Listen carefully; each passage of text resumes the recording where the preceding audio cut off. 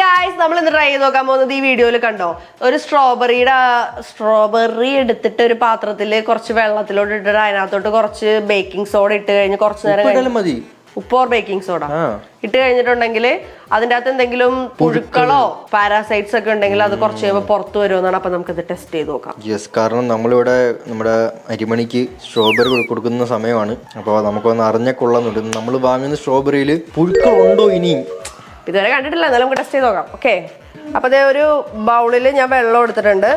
Strawberry 2 strawberry ഏകദേശം ഇതിൽ ചീത്താവാറായിരിക്കുന്ന 2 strawberry എടുക്കുള്ളൂ. ബാക്കിയൊക്കെ നമുക്ക് ഉപയോഗിക്കാമല്ലോ. ഓക്കെ, ഈ സ്ട്രോബെറി ഏകദേശം ഈഞ്ച പരിവായ 4 സ്ട്രോബെറി ഞാൻ എടുത്തിട്ടുണ്ട്. അത് ഞാൻ ഇതിനകത്തോട്ട് ഇടുവാണ്. ഇനി നമുക്ക് ബേക്കിംഗ് സോഡ ഇടാം. അതില്ലെങ്കിൽ ഉപ്പിട്ടാലും മതി. പുട്ടോ അതില്ലെങ്കിൽ ഉപ്പിട്ടാലും മതി. ഉപ്പ് ബേക്കിംഗ് സോഡ ഇട്ട് കഴിഞ്ഞാൽ പിന്നെ ഇത് നമുക്ക് തിന്നാൻ ഉപയോഗിക്കാവോ?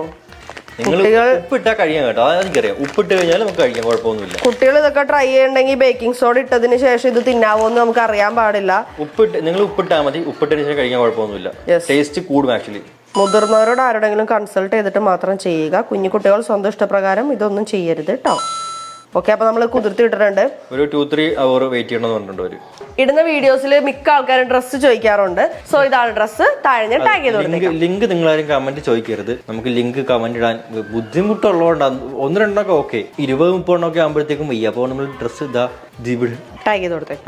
ഇത് നമുക്ക് ഇവിടെ സൂക്ഷിച്ചു വെക്കാം. സ്കിപ്പിന് ഇമൊക്കെ ഒന്ന് നക്കി നോക്കും.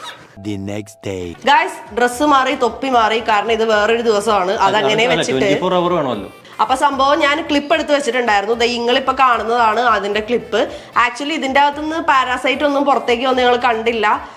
ഇത് വർക്കാവാത്തത് കൊണ്ടാണോ അതോ ഞങ്ങൾ വാങ്ങിച്ച സ്ട്രോബെറിയിൽ പുഴുവൊന്നും ഇല്ലാത്തത് കൊണ്ടാണോ എന്ന് എനിക്കറിയത്തില്ല. എന്തായാലും നമ്മൾ കണ്ട ആ വീഡിയോയിൽ വരുന്നത് പോലെ ഇതിൽ നിന്ന് എന്തായാലും വന്നിട്ടില്ല. ഈ ഒരു 24 ഹവറിനുള്ളിൽ ഇതിൽ നിന്ന് എഴുഞ്ഞു പോയോ എന്ന് നിങ്ങൾക്ക് സംശയമില്ല. ഇടക്കിടക്ക് ഞാൻ പോയി നോക്കുന്നുണ്ടായിരുന്നു, അപ്പോഴും സാധനം കിട്ടിയിട്ടില്ല. അപ്പോൾ ഈ എക്സ്പെരിമെന്റ് വരുമായിരിക്കും, ഞങ്ങൾക്ക് അറിയത്തില്ല. അപ്പൊ നമ്മൾ എന്ത് പറയൂ ഇതിനെ? ഫെയിൽ എന്ന് പറയോ? പകുതി ഒട്ടിക്കും പകുതി. അപ്പൊ ഇത്രേ ഉള്ളൂ. അപ്പൊ ആദ്യം ഞാൻ ഇട്ട ഡ്രസ്സ് ഞാൻ താഴെ ടാഗ് ചെയ്ത് കൊടുത്തേക്കാം.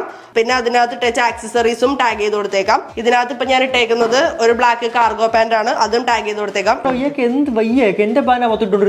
ഓ പിന്നെ തുണിയില്ല മണിയില്ല അതൊക്കെ എന്റെ ഉണ്ട്, ഇടത്തില്ല. പക്ഷേ അതെ, എന്റെ എല്ലാം ബാഗിയാണല്ലോ. അപ്പൊ അതാണ് കംഫർട്ടബിൾ. എന്താ നിന്റെ ഒന്നും ബാഗിലായിരുന്നില്ല, അലമാരിൽ ഇരുന്നതാണ്.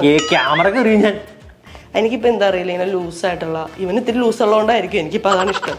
Okay guys, by.